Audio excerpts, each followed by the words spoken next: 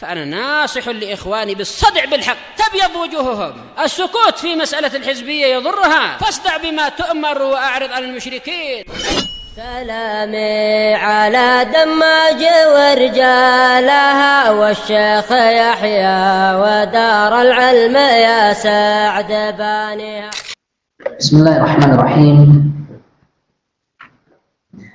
الحمد لله والصلاة والسلام على رسول الله وعلى آله وصحبه ومن والاه.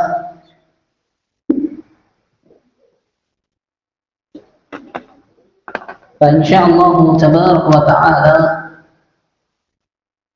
kita akan lanjutkan bacaan kita dari kitab Al-Wasail Al-Mufidah lil Hayatis Sa'idah, kiat-kiat bermanfaat demi kehidupan yang bahagia. Qala rahimahullah, karya Syekh Abdurrahman bin Nasir As-Sa'di.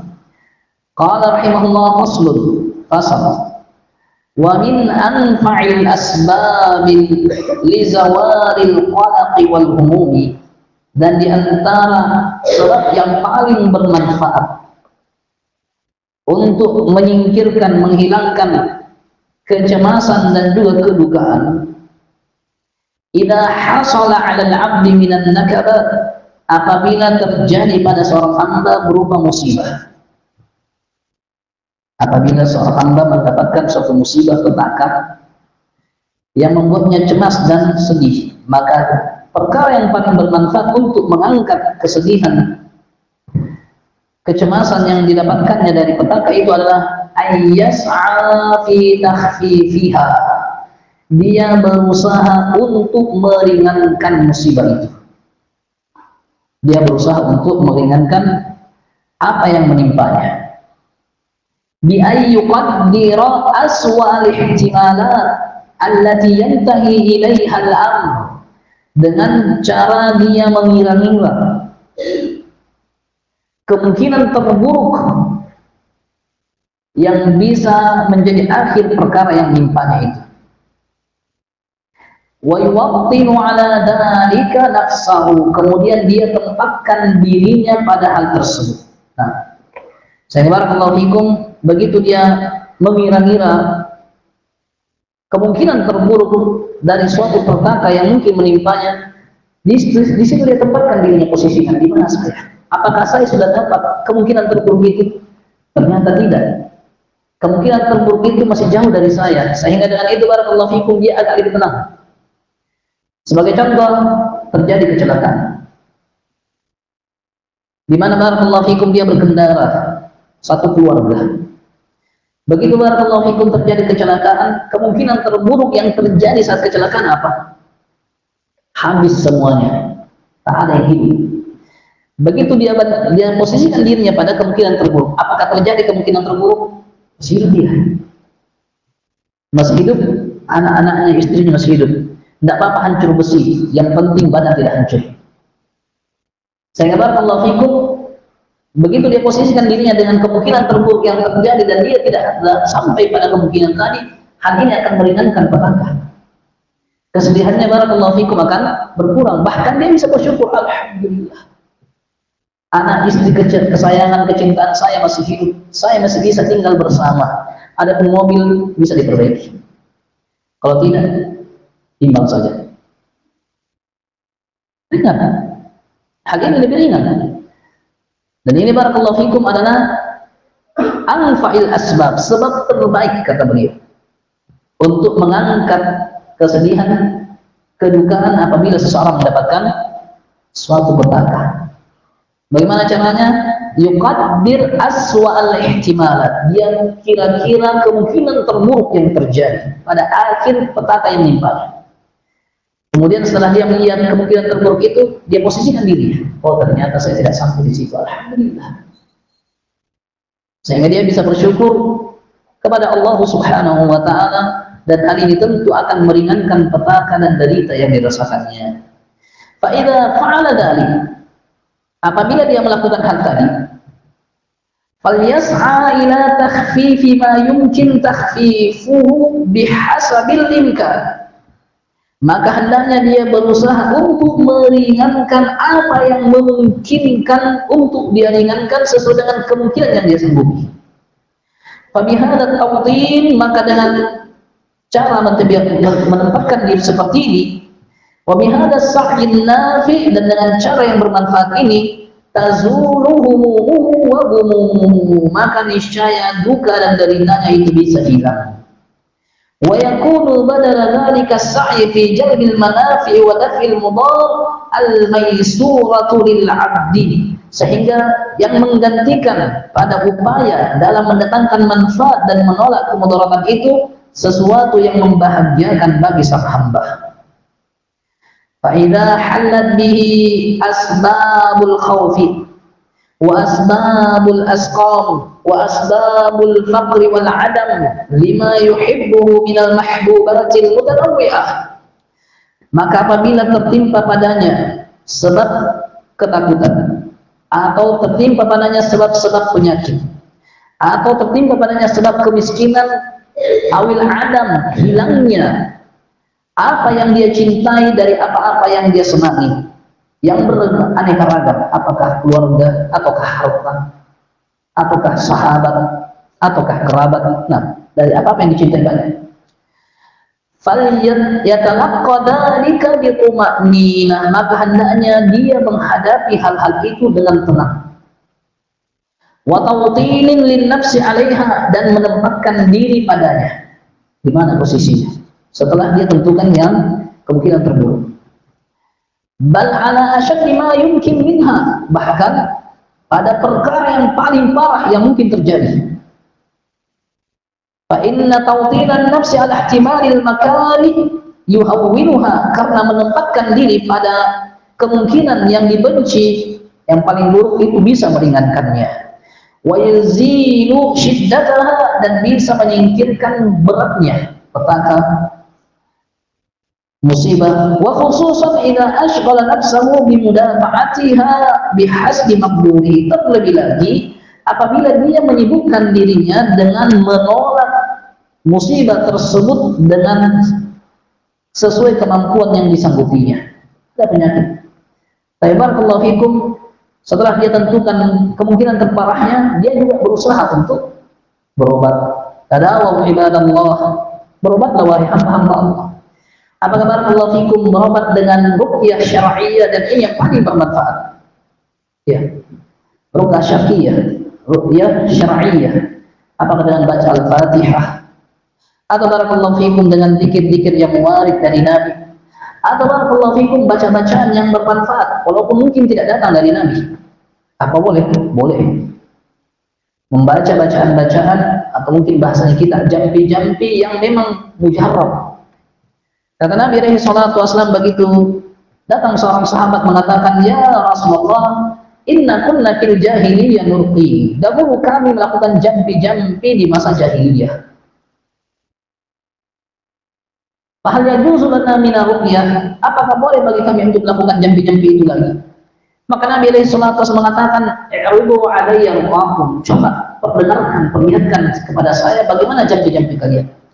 La ba'sa bi ruqa ma lam yakun syirkan, tidak masalah baca-baca jampi-jampi itu selama tidak ada padanya kesyirikan. Al-Hafidz Ibnu Hajar rahimahullah taala mengatakan dalam hadis ini disyariatkannya membaca-baca atau menjampi-jampi pada penyakit atau musibah yang menimpa.